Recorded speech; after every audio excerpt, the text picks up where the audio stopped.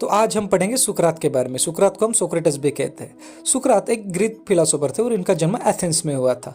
इन्हें founder of western philosophy भी कहा जाता है बिकॉज इनके पहले जो पूरी फिलोसफी थी जो वो रिलीजन पे बेस्ड थी और यही एक ऐसे थे जो सच पे बोलने लगे थे।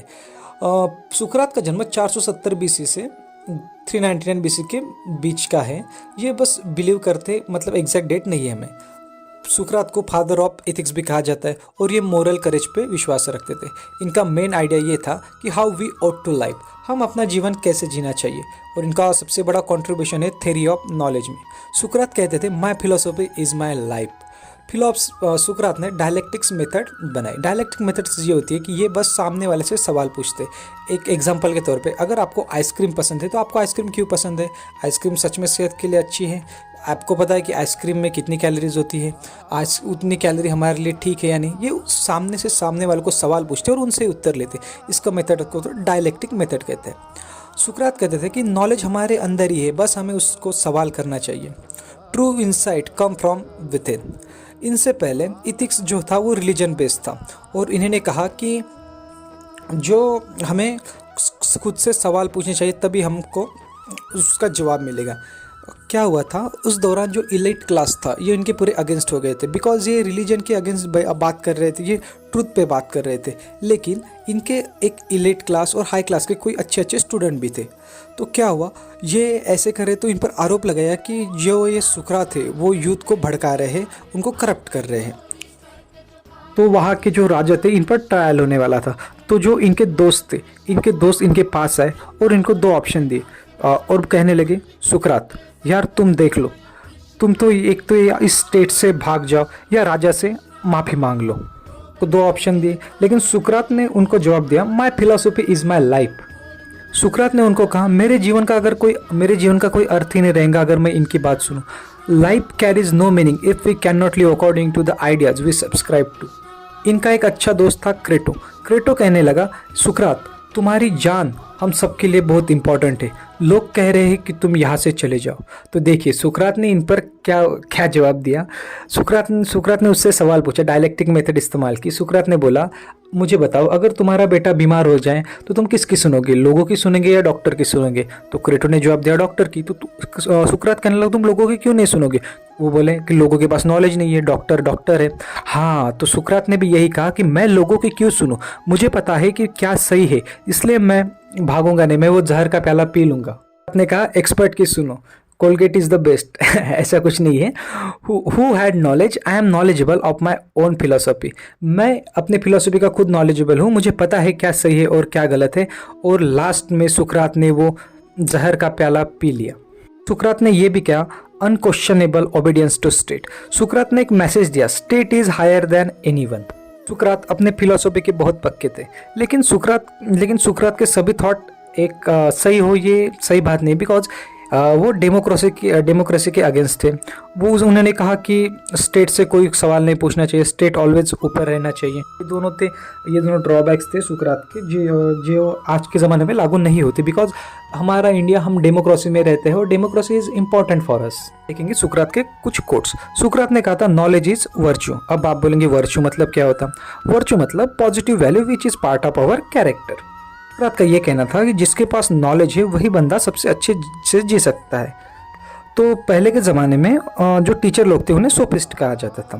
तो सोफिस्ट लोग क्या करते थे, जो वो टीचर थे वो बस मटेरियलिस्टिक चीज़ों पे फोकस करते थे। मतलब सूरज गोल है, पृथ्वी गोल है, पृथ्वी ऐसे घूमते हैं, पृथ्वी वैसे घूमते हैं। लेकिन सुकरात का कहना ये था कि जो मटेरियलिस्ट नॉलेज थे वो हमारे लिए उतना काम का नहीं है जितना हमारे लिए अंदर का नॉलेज काम है। जीवन कैसे हमें जीना है वो हमारे लिए सबसे ज़्यादा इम्पॉर्टेंट है।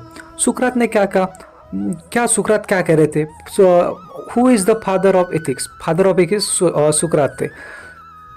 पहले क्या होता था सुकरात के समय में, रिलीजन हमें बताता था क्या सही है और क्या गलत है, और वहाँ पे मटेरियलिस्टिक नॉलेज पे ज़्यादा फोकस करते था। लेकिन सुकरात आए और सुकरात कहने लगे गुड लाइफ के लिए हमें नॉलेज चाहिए, हमें रियल नॉलेज चाहिए जो हमारी लाइफ में काम आ सके। और better life we need to knowledge is virtue. और हमें नॉलेज कब मिलेगा? हमें अपने आप से खुद से सवाल पूछना चाहिए, हमें अपने सोल से सवाल पूछने चाहिए। कहते हैं source of ultimate knowledge lie our self, our soul guide us what to do और नॉट टू डू, बट आप अपने सोल की कैसे सुनेंगे? तो इसका भी सुकरात ने जवाब दिया। उन्होंने कहा कि हमें क्वेश्चनिंग करनी पड़ेगी, हमें आस्क क्वेश्चन करें। हम जितना अपने आप से क्वेश्चन करेंगे उतना हमारे लिए अच्छा होगा, हमें उतना नॉलेज मिलेगा। सुकरात का दूसरा कोट देखेंगे। सुकरात ने कहा, wisest is who knows that he does not know. देखिए, आज के समय में क्या होता है, हम थोड़ा सा भी पढ़ लेते हो और हम अपने आप को बोलते हैं कि हमने बहुत पढ़ा, हमें बहुत नॉलेज है, हम अपने टीचर को ऐसे ही समझते हैं, लेकिन वैसा नहीं रहता। We think that we know everything, लेकिन हमें कुछ नहीं पता। हमें लगता है कि हमें सब कुछ पता है यार, लेकिन कुछ नहीं पता। हम तो बस इतने से चींटी के समान है। अगर हम यूनिवर्स को देखें तो हम ऐसे सोचने लगे कि हमें सब कुछ पता है, तो हम सीखने की कला खो देते हैं और लास्ट में हमें कुछ नहीं मिलता। हमेशा लर्निंग टेंडेंसी रखनी चाहिए, हमें हमेशा स्टूडेंट बन के रहना चाहिए, बिकॉज लाइफ में बहुत कुछ है जो हमें अभी भी नहीं पता, बहुत कुछ सीखने के लिए। Life is full of Joy, enjoy and knowledge. मौज करो, रोज करो, नहीं मिले तो खोज लो। उस दुख की बात यह है कि समय बहुत कम है, लेकिन सुख की बात यह है कि अभी भी समय है, लेकिन समय के पास इतना समय नहीं है कि दोबारा आपको समय दे सके। इसलिए हमें हमेशा अपने समय का भरपूर इस्तेमाल करना चाहिए और हमेशा कुछ ना कुछ नया सीखना चाहिए। जैसे एग्जाम्पल के तौर के ले लीजिए, आपका मोबाइल हर महीने में अपडेट लाता है। क्यों? क्योंकि उसको भी पता है कि हमें ज़माने के हिसाब से चलना पड़ेगा, और हम खुद में अपडेट नहीं रहते। हमें अपने आप को नॉलेजेबल रखना पड़ेगा। हमारे अंदर जितना नॉलेज होगा, लोग हमको उतना ही ज़्यादा पूछेंगे। सफलता एक दिन में नहीं मिलती, लेकिन एक दिन ज़रूर मिलती है। हमें यूपीएससी के लिए कंसिस्टेंस होना चाहिए। आप जितनी ज़्यादा कंसिस्टेंसी रखेंगे, हम उतने ही ज़्यादा सक्सेसफुल होने के चांस ज़्यादा रहते हैं। क्या होता है, टैलेंटेड लोग पीछे रह जाते हैं और जो कंसिस्टेंट लोग हैं वो आगे बढ़ जाते हैं, बिकॉज कंसिस्टेंटी और discipline is playing main role in UPSC. UPSC अपना एप्टीट्यूड पूछती है कि आप में यूपीएससी क्वालिफाई करने के लिए लायक है या नहीं। इसलिए तो यूपीएससी आपसे पेपर ले रही है, उसके बाद तो वो ट्रेनिंग देंगे आपको, और फिर उसके बाद आप आईएएस बन जाएंगे। लेकिन उसके लिए तो आपके अंदर एप्टीट्यूड होना चाहिए और लर्निंग स्किल होनी चाहिए। लर्निंग स्किल हमेशा काम में आती है, बिकॉज कुछ ना कुछ नया सीखने को मिलता है। क्योंकि अगर हम रुक गए तो रुका हुआ पानी भी बेकार हो जाता है, इसलिए चलते रहने चाहिए। अगर हम एक जगह पे रुक गए तो हमें कुछ नहीं मिलेगा, लेकिन हम धीरे धीरे एक पाव आगे बढ़ेंगे तो हमें कुछ ना कुछ तो मिलेगा। सुकरात का लास्ट कोट देखेंगे। सुकरात कहते हैं, an unexamined life is not worth living. We accept as it is our customs and we never try to find logic behind. जो हमारे रीति रिवाज है, हम उनको बस फॉलो करते, लेकिन हम कभी सवाल नहीं पूछते यार ऐसे क्यों होता है, वैसे क्यों होता है।